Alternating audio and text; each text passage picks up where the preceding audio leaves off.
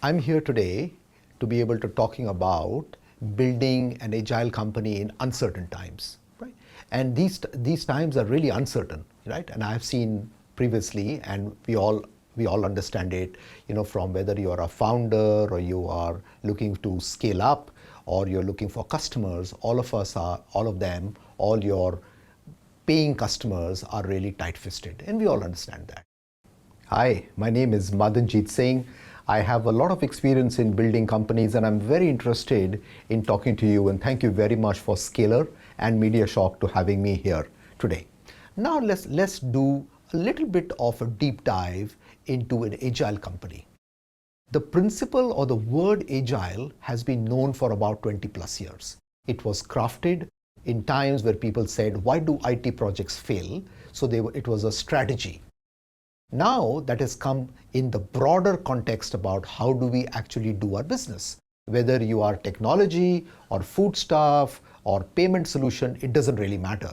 The approach has to be an agile approach. It's a mindset. The mindset is all about thinking what is the minimum viable solution I need to take out. Not trying to build a rocket ship, but to build a particular component and test it. The second one is an incremental delivery of value. So it's essentially about not trying to say, give me 1 year, I will build it up for you and I will come back and show you what I got, because it's possible after 1 year, times have changed and you don't like what you said you wanted, right? That happens quite frequently, not only in software projects, in somewhere else in the sense. So this whole idea about fail fast, growth mindset, that approach for us to be able to look at incremental value delivered in small bite-sized projects is very important.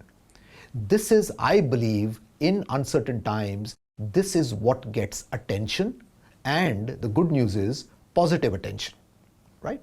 So this is something which you may want to think of, and then we will take it forward to be able to essentially to take a little bit more detail about how do you actually build a company. The subject which I have is, what do I have a point of view to share with all of you? First of all of you are very experienced. All of you who are going to be listening to this presentation, they are going to be experienced. So I'm not going to be talking about the commonplace. I'm going to be highlighting or putting the searchlight on a couple of key topics. And I hope those are all right in the sense with each of you. The first one I would like to get started off is what I call as this golden triangle, if I were to use a word. The first one is all about leadership, right? People like the word leadership because it means a lot to them. But for me, leadership is about I. Who am I? And what do I like? What do I bring to the table? And I will spend a little bit of time on that. The second one is about people. And it's the people you work with. People you work along, people who work in your team, your peers, and your superiors, whatever there might be. They could be stakeholders, shareholders, bosses, whoever it might be. So you have to do a 360 on that, the people side. The third one, which is we spend a lot of time on, is actually what I call as business of business, which is all the technical stuff about product, customers, channel partners, pricing, and other such things. So let's get a little bit more in depth on that one, right? The first one is all about I, or what I call as leadership, and I use the word I. So one of the most important thing which determines about who am I for me is what kind of excitement or energy I receive. And I use a lot of time to talk about energy, right? Energy is not really time, it's the energy. It's about the attention or the prioritization you give a particular work, right? And it's very important for you to be able to look at that for yourself. So remember, just to recap, right, we are still talking about leadership from an I point of view, right? One of the most important things is that this concept of inside out, which is you bring your whole self to work. Whether you are playing soccer or you're doing a deal or you're negotiating or you're writing a software code, you bring all of yourself. There is no two Madanjit Singh. There's only one of us. And if I am here, let's try to be here in that sense. So it's very important for us to understand that. And the second point is all about people. And it is perhaps the second most important area of my focus and areas where I have made a lot of mistakes, but I've got a lot of things right. So when you use the word people, it's essentially people you come together in a team. And one of the common mistakes which I did not make, God help me on that, is I never really hired people who were a lot like me. So the common danger is that you actually hire people like yourselves who essentially think like you, etc. Now, I want to share with you an anecdote. When I first started working as the managing director in Concur and I started hiring, when I used to ask people, what do you think we should do? They would try to guess what I had in mind to be able to give that answer. After some time, when they felt comfortable and they said, oh, okay, Madanjit actually wants to know what I think or he or she thinks, and that things became a little bit more comfortable. So this whole idea about being comfortable and to be able to share openly, obviously respectfully, and not really in a negative manner, not trying to break glass, but to put your point across is very important. Large organizations are either built or broken on the quality of people. Now let's come to the third part, which is what I call as business of business, which is really how does the business actually run?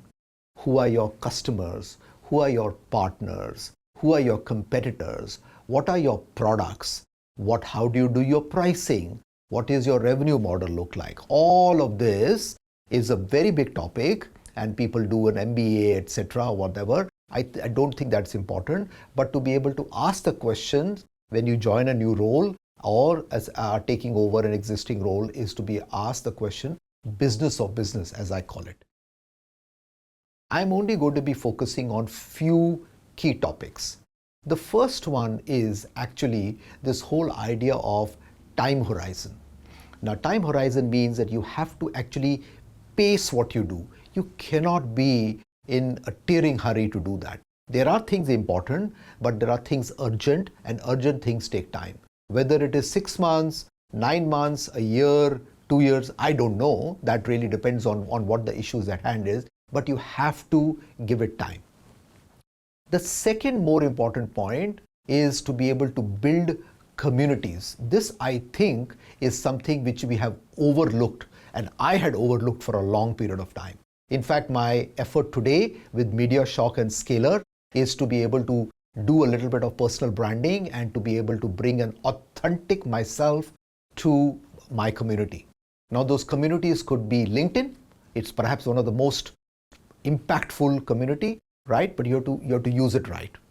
And the second one could be the one which I am part of called Pavilion. It's a community of revenue leaders. You could have other communities. So communities, in my opinion, are understated for the impact they bring. Why? Because communities have the secret message of broadcasting to a larger audience. The other area which I believe is very important, which we all have overlooked, is that a lot of people talk about the SaaS model, software as a service. Everything, whether it is, buying a certain services, buying software, buying whatever it might be. But the more important thing is when customers pay you, they pay you on what is called an annual recurring revenue, also called by the acronym ARR. Now, a lot of people assume that ARR is actually fixed till perpetuity. It's not.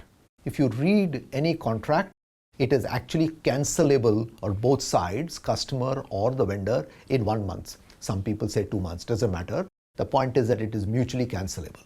Thereby, the secret which I wanted to tell you is annual recurring revenue is predicated on recurring impact.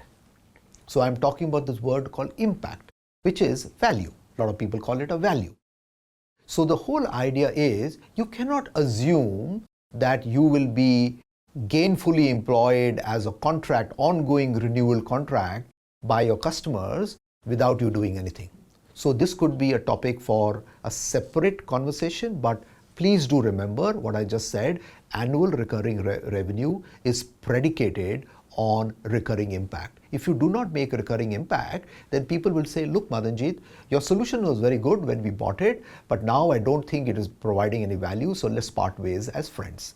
Right? It's a sad way of ending a particular business relationship, but one thing which you can be forewarned is to be able to make that impact. So to recap, the topic at hand was building an agile company in uncertain times. Uncertain times are very important because they kind of cut the fluff out and make you realize that sustainable, predictable growth is where you're going to be going into. The second part is building, right? This is essentially what I said about building teams, building businesses, etc. And the third one is agile as a company. Agile company is essentially this whole principle which I just spoke about. I hope you get a smattering of what I'm saying. If you are interested in any of this, do contact me. I'll be more than happy to be able to pick up some of your feedback. And I also wanted to thank both Scalar and MediaShock for giving me this particular opportunity. Thank you very much, and I will be in touch with you soon.